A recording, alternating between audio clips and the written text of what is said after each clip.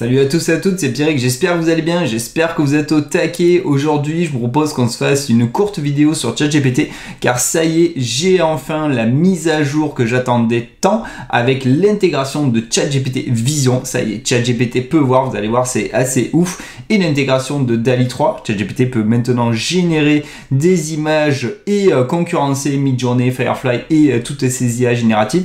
Et là, le but de cette vidéo, c'est vraiment de se consacrer sur la partie de vision, en fait, de visualisation de ChatGPT, et on va tester la bête ensemble. Donc installez-vous confortablement et c'est parti pour le show. Allez, let's go!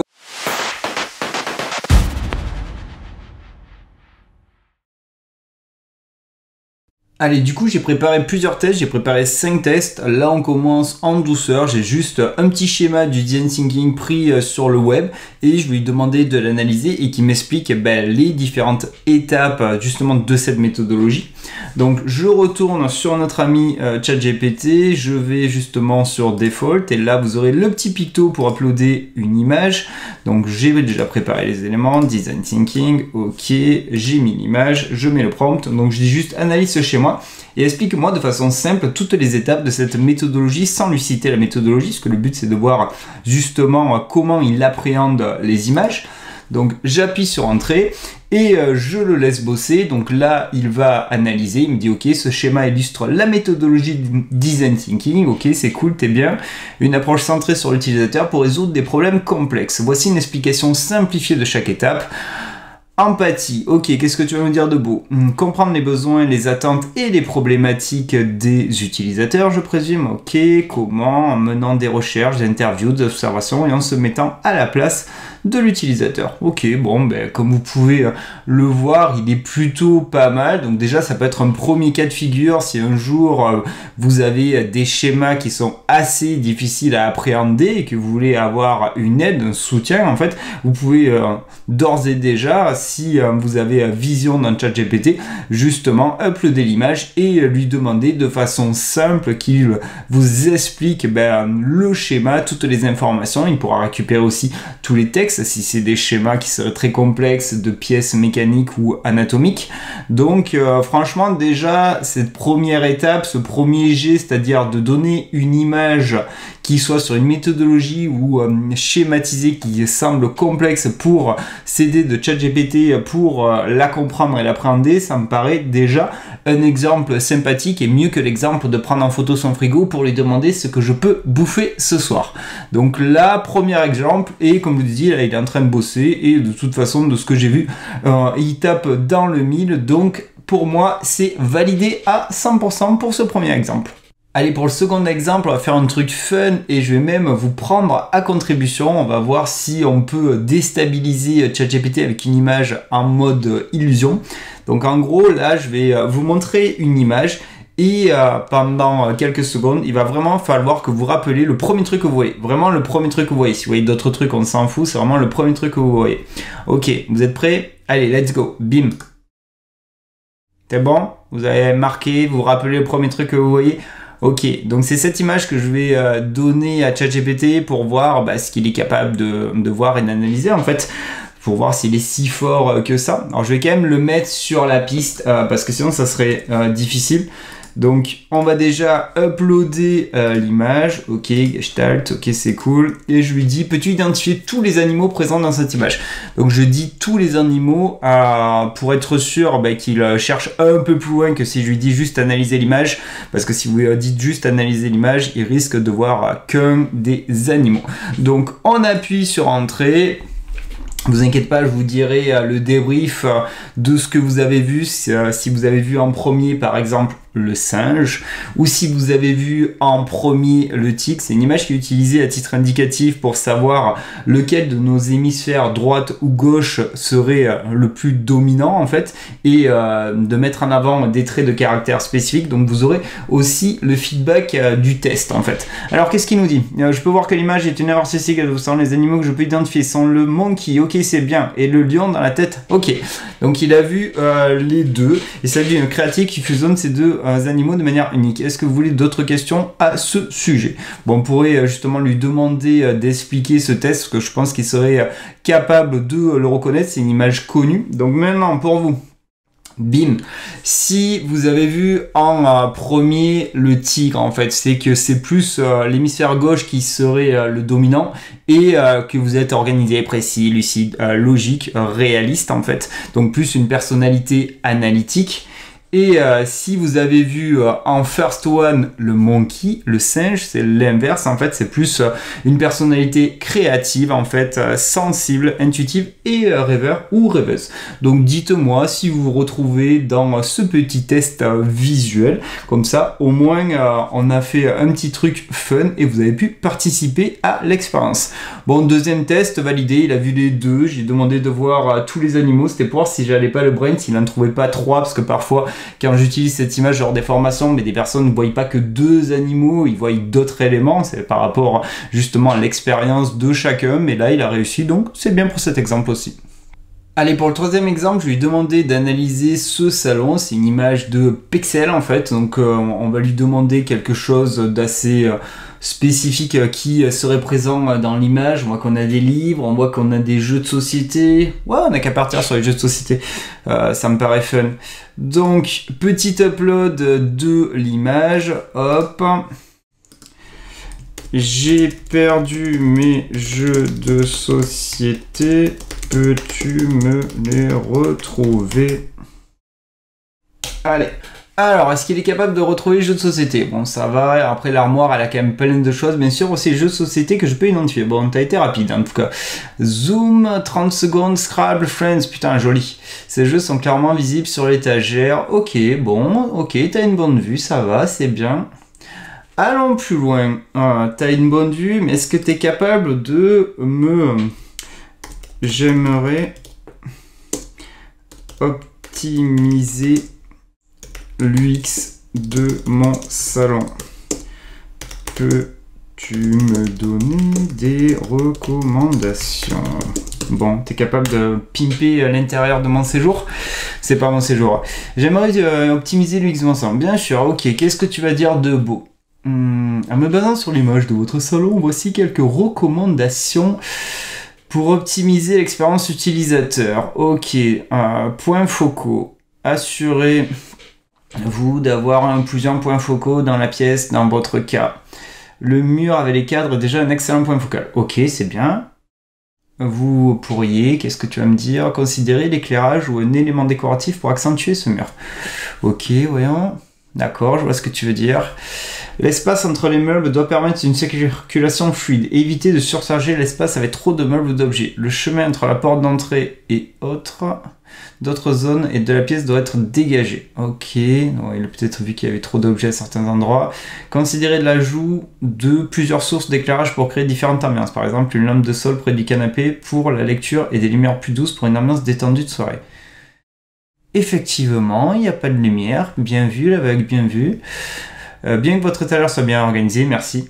Vous pourrez envisager des boîtes ou des paniers pour ranger les petits objets ou les jeux pour un aspect plus épuré. Ok. Coussin textile, ajoutez quelques coussins permettant et textures ou couleurs différentes pour plus de confort. Ouais, ok. Bon, ça c'est une idée, on va pas rester jusqu'à... Vous avez un ad vitam aeternam, de toute façon vous avez capté la philosophie, c'est que la vision elle est assez impressionnante, il est capable de vraiment assimiler tous les détails qu'il y aurait sur une image, donc vous pouvez lui demander des questions spécifiques par rapport à l'image, s'il y a un détail spécifique que vous voulez chercher que vous voyez pas, ou sinon de vraiment améliorer votre design d'intérieur de vos pièces, et là il est plutôt pas mal. Après, étant donné que aussi il est très très fort pour analyser tous les détails, il y en a qui s'en servent pour faire du reverse prompting, c'est-à-dire qui demandent à Vision, à partir d'une image, d'un visuel spécifique, de dessin, de vraies photos ou de visuel créé par une IA, de gérer un prompt s'il devrait créer cette image. Et donc après vous récupérez le prompt et vous pouvez aller générer l'image avec DALL-E 3, avec Midjourney, avec Firefly, avec tout ce que vous souhaitez. Donc là là, ouais, l'exemple, il continue, hein, franchement, il est dans son trip, donc il me donne toutes les recommandations si je devrais améliorer l'UX de ce salon. Franchement, ça peut être une idée de vidéo de chaîne où je prends en photo justement le bureau et je lui demande, optimise-moi le bureau pour qu'à la fois je puisse travailler de façon optimale, mais aussi tourner des vidéos pour ma chaîne YouTube. Très bonne idée de vidéo. Allez, c'est bon pour cet exemple, c'est validé pour moi, il a réussi. Donc, pari gagné, on passe à autre chose.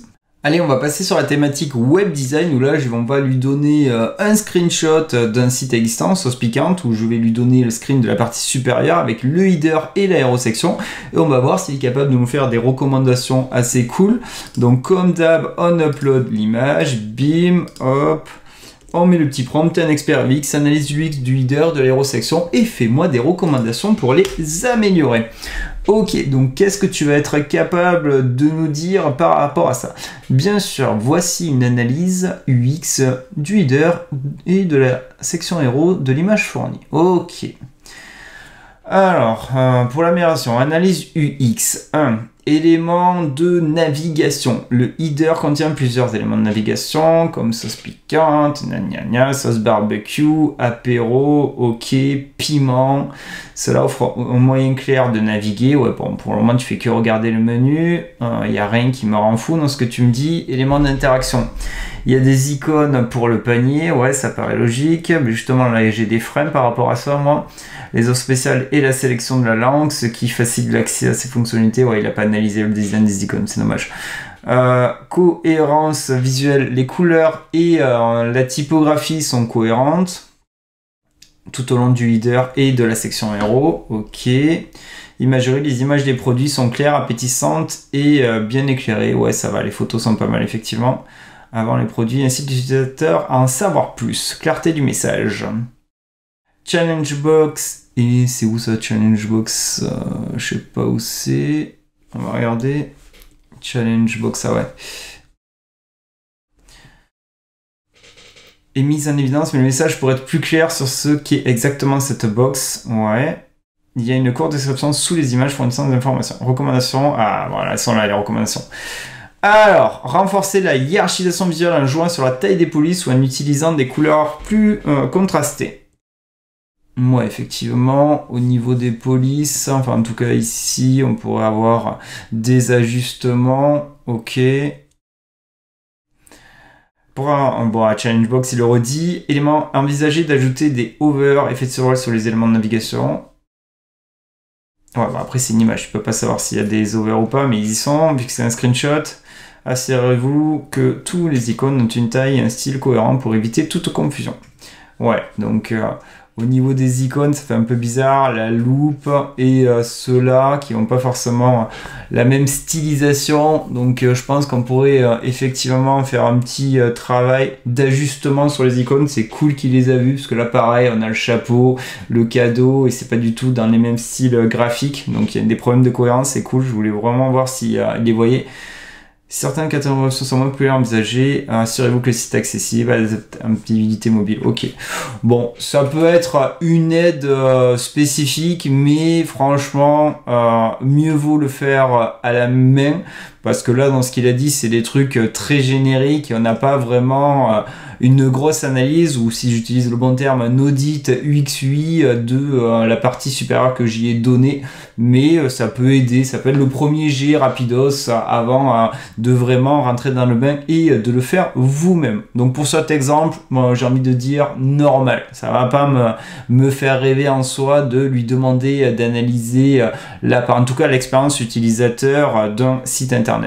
Allez, on va quand même se faire un dernier exemple pour la forme. On va rester dans la thématique web design où là, on va lui donner un zoning, un wireframe low fidelity. On va lui demander tout simplement de générer le code. Donc, on aurait pu lui demander du wireframe beaucoup plus détaillé, du high fidelity. On va essayer déjà avec celle-là ce qu'il est capable de faire. Donc, j'upload l'image. De toute façon, c'est toujours la première étape.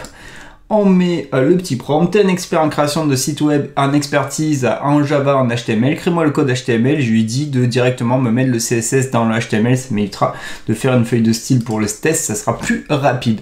Et le temps qu'il génère, là par contre, je vous retrouve de suite après. Bon, il a fini de générer le code, donc j'ai bien l'intégralité du code de ma page HTML, j'ai bien aussi l'intégralité du CSS qui est présent dans l'intérieur de la balise head, c'est cool. Et ensuite, je vais avoir la balise body qui va arriver à un moment donné. Donc on est plutôt pas mal, la body, donc j'ai le contenu de ma page, donc j'ai pris tout le texte, je l'ai intégré dans BB Edit, un éditeur de code. J'ai dit que j'en faisais une page HTML que j'ai appelée test.html et donc ça donne ça.